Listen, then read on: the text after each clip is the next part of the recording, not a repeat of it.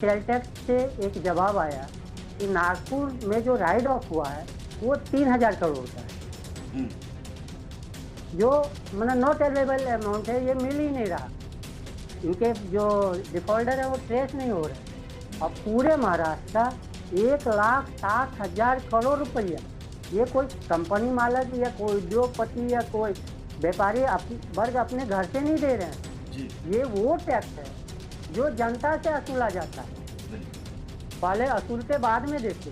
यानी आम पब्लिक से वो टैक्स तो लिया गया, महाराष्ट्र के पब्लिक से 1,60,000 करोड़ रुपया टैक्स तो वसूला गया, लेकिन वो सरकार के खाते में नहीं गया। अगर एक वर्कर साल में 1,500 से 1.5 लाख से 1.25 लाख तक अगर वो कमाते हैं तो उसमें से 20 से 25,000 टैक्स में वो साल भर में बेयर कर देते हैं। हर मजदूरों देश के रेवेन्यू में मजदूर और शोषित जनता का 80% हिस्सा है। नमस्कार दोस्तों, मैं अजय प्रकाश और आप देख रहे हैं जनज्वार। चर्चित आरटीआई कार्यकर्ता ललन कुमार सिंह से पिछली बार आप परिचित हो चुके हैं। उन्होंने आरएसएस को लेकर जानकारी मांगी थी कि आखिरकार अगर आरएसएस रजिस्टर्ड संस्था नहीं है तो भारत सरकार सरकारी खर्चे पर उसको 150 लोगों की सिक्योरिटी क्यों देती है, या देती है तो खर्च कितना होता है। खैर, उसका क्या जवाब आया आपने सुना ही है। अब आइए वह एक दूसरा जवाब जो सीधे पब्लिक से जुड़ा था, उस बारे में आरटीआई किया है। पूछा था ललन कुमार सिंह ने महाराष्ट्र की सरकार से कि जो आपने सेल टैक्स राइट ऑफ किया है वह नागपुर में कितना किया है और महाराष्ट्र में कितना किया है। आइए हम उनसे जानते हैं कि उस जानकारी का क्या हुआ, जानकारी मिली तो वह कितना पैसा था और उसके सच तक कैसे वह पहुंच पाए। ललन जी, आपका स्वागत है जनज्वार में। जनता आपको लगातार आपके साहस को सैल्यूट कर रही है, लगातार लोग आपकी तारीफ कर रहे हैं। और ये बताइए कि सेल टैक्स के बारे में आपने जो जानकारी मांगी वो क्या थी और क्यों मांगी और क्या मिली। देखिए, आम लोगों का पैसा, मैं थोड़ा सा 2 मिनट के लिए आपसे समय लूंगा कि आखिर मजदूरों का इसमें सेल टैक्स में यह कितना सहभागी है। जी। आप ये देखे होंगे कि मजदूर को महीना में एक बार पगार मिलता है, हम्म। और उसी पगार में उनसे इनकम इनकम टैक्स पगार में से ही काट लेते हैं। हम्म। यानी वो हमारा वेतन है, हम्म। इनकम नहीं है, हम्म। उसमें पगार टैक्स काटते हैं। और सेल ये टैक्स। अंतिम नहीं है, हम्म। सेल टैक्स इनकम जो भी गवर्नमेंट का हम्म। वो काट लेते हैं। और यहाँ अंत नहीं होता, यहाँ से टैक्स काटना चालू होता है। जैसे आप सुबह में दूध लीजिए तो टैक्स, नमक खरीदे, यानी हर जगह टैक्स लेते रहता है, उसका कोई अंत नहीं है। और ये वर्कर का, शोषित जनता का, अगर एक वर्कर साल में 1,500 से 1.5 लाख से 1.25 लाख तक अगर वो कमाते हैं तो उसमें से 20 से 25,000 टैक्स में वो साल भर में बेयर कर देते हैं। हम्म। हर मजदूरों देश के रेवेन्यू में मजदूर और शोषित जनता का 80% हिस्सा है। हम्म। अगर कोई 1.5 लाख कमाता है उसमें 20,000 टैक्स ही दे रहा है गवर्नमेंट को। तो हम्म। ये जो पब्लिक का मनी है, इसके ऊपर इच्छा हो कि आखिर हो क्या रहा। तो हम्म। हमने एक सेल टैक्स में आरटीआई लगाया कि नागपुर का कितना टैक्स है और पूरे महाराष्ट्र का कितना टैक्स राइट ऑफ हुआ है। तो हमको सेल टैक्स से एक जवाब आया कि नागपुर में जो राइट ऑफ हुआ है वो 3,000 करोड़ का है, हम्म। जो मतलब नॉट अवेलेबल अमाउंट है, ये मिल ही नहीं रहा। इनके जो डिफॉल्टर है वो ट्रेस नहीं हो रहे। हम्म। और पूरे महाराष्ट्र का 1,60,000 करोड़ रुपया। आप सब जानते हैं कि जनज्वार का खर्च आपके जनसहयोग की बदौलत चलता है। आप भी जनसहयोग में शामिल हों और आजाद और स्वतंत्र पत्रकारिता को बनाए रखने के हमारे इस महाअभियान में शामिल हों। हमें इंतजार रहेगा आपके सहयोग का, क्योंकि आपका सहयोग ही हमारी मजबूती का सबसे ताकतवर रास्ता है। धन्यवाद साथी। राइट मतलब ऑफ आपने नागपुर के बारे में आरटीआई लगाई, कितना सेल टैक्स राइट ऑफ हुआ है तो 3,000 करोड़ की जानकारी मिली। और पूरे हाँ, महाराष्ट्र की पूछी तो 1,60,000 7,000 करोड़। ये राइट ऑफ हो गया। राइट। तो मैंने नागपुर को लेके कि ये 3,000 करोड़ का जो है, मैंने प्रधानमंत्री को एक एप्लीकेशन किया कि ये जो 3,000 करोड़ है जी ये राइट ऑफ किया है और ये जो भी है वो यही है। तो वित्त मंत्रालय में एक गंभीर धोखाधड़ी आयोग है, जी आप उससे इसका जांच करवाइए। प्रधानमंत्री कार्यालय में वो लेटर मिलने के बाद प्रधानमंत्री के ऑफिस से महाराष्ट्र सरकार के मुख्य सचिव को लिखा गया जी कि आप इसके ऊपर जांच करें। महाराष्ट्र मुख्य सचिव महाराष्ट्र सरकार ने वो सामान्य प्रशासन मंत्रालय को डाल दिया कि ये आप देखें, और फिर सामान्य प्रशासन मंत्रालय ने उसको वित्त मंत्रालय को दे दिया, महाराष्ट्र सरकार को, कि ये आपके अधीन है, आप देखें। यानी ये घुमाने की प्रक्रिया चालू हो गई। जो सरकारी कागज है, जो सरकारी आंकड़े है, उसी पर इनकी विश्वास नहीं है, ऐसा करके इन्होंने दे दिया।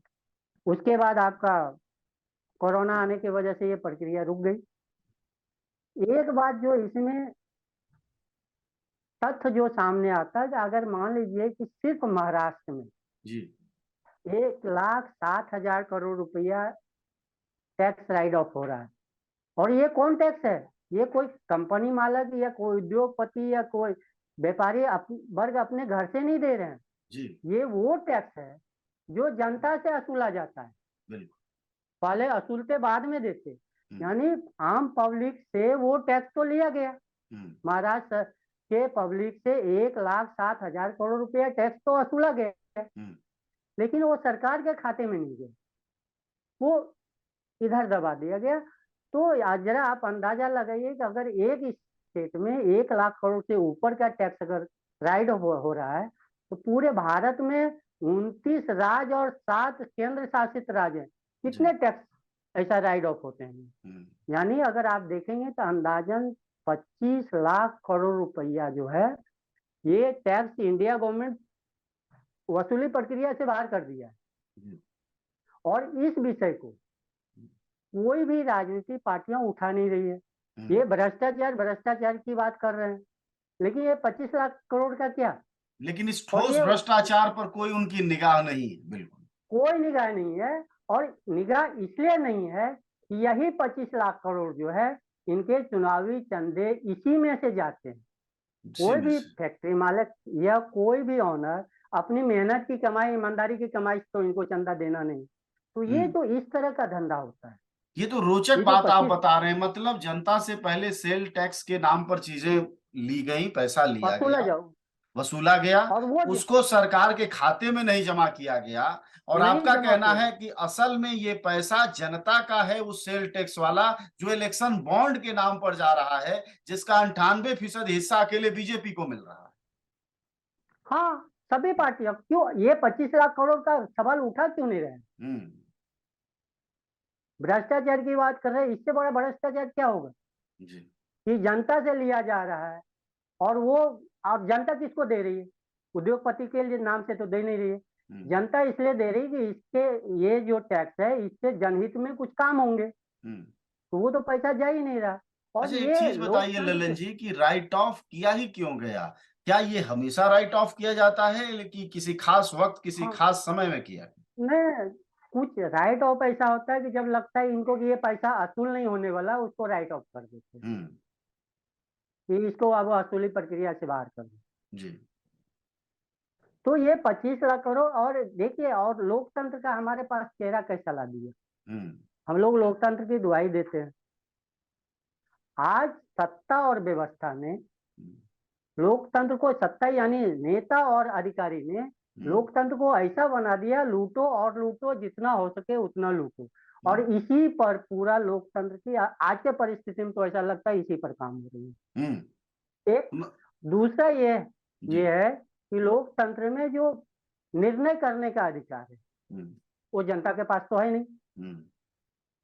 निर्णय करने का अधिकार नेता के पास है। निर्णय का अधिकार उनके पास होने की वजह से पूरी प्रक्रिया में जो ऐसे भ्रष्टाचार है उसको सामने लाए।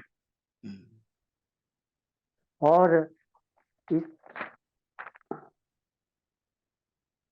जी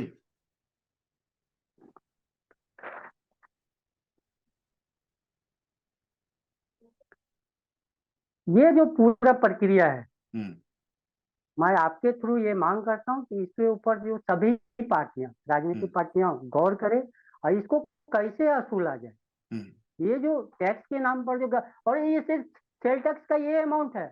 अगर आप देखेंगे तो इनकम टैक्स का अलग है, लोकल जी, टैक्स अलग है, हम्म, सेंट्रल एक्साइज अलग है। ये जो लाखों लाख करोड़ रुपए का जो सवाल आ रहा है, हम्म, जो असूला जा रहा है, जो जनता से लेके उनको नहीं दिया जा रहा है, हम्म, गवर्नमेंट को नहीं दिया, या तो फिर जनता से टैक्स ही नहीं असूले। हम्म, तो ये पूरे प्रक्रिया को मैंने प्रधानमंत्री को भी लिखा, लेकिन सब वही है, लिखने से तो वो टरकाने वाली सरकार जो है, पूरा भी टरकाने की नीति में है। चलिए, और खास करके वो उद्योगपतियों के लोकतंत्र ही उनके लिए। ठीक है। शुक्रिया आपका बातचीत के लिए और जानकारी के लिए। ललन कुमार सिंह ने देश से अपील की है जनज्वार के माध्यम से कि इस तरह के चीजों पर आंदोलन होना चाहिए। उन्होंने विपक्ष की पार्टियों पर भी सवाल उठाया है कि आखिरकार जनता से वसूले गए टैक्स को अगर जमा नहीं किया जाता है तो उसे लिया ही क्यों जाता है। और बताया कि 1-1.5 लाख रुपया कमाने वाले मजदूरों से भी सालाना हजारों की रुपए में उनसे टैक्स के रूप में वसूल लिए जाते हैं। और सबको पता होना चाहिए कि सिर्फ इनकम टैक्स ही टैक्स नहीं होता है जिसका प्रचार करती है सरकार, बल्कि कफन से लेकर दवा तक और सुई से लेकर हवाई जहाज तक जो कुछ भी इस देश में खरीदा जाता है, सबके अलग अलग चीजों पर अलग अलग टैक्स एक नहीं कई कई बार लगते हैं और वही पैसा सेल टैक्स में जाता है। ऐसे में सोचना होगा कि हमारा ही पैसा हमसे ही सरकार लेकर, और क्या खेल ये भी है कि इलेक्शन बॉन्ड में जो पैसा जा रहा है कहीं वही तो नहीं है। वो भी सवाल ललन कुमार सिंह ने उठाया है। शुक्रिया आपका बातचीत के लिए, धन्यवाद।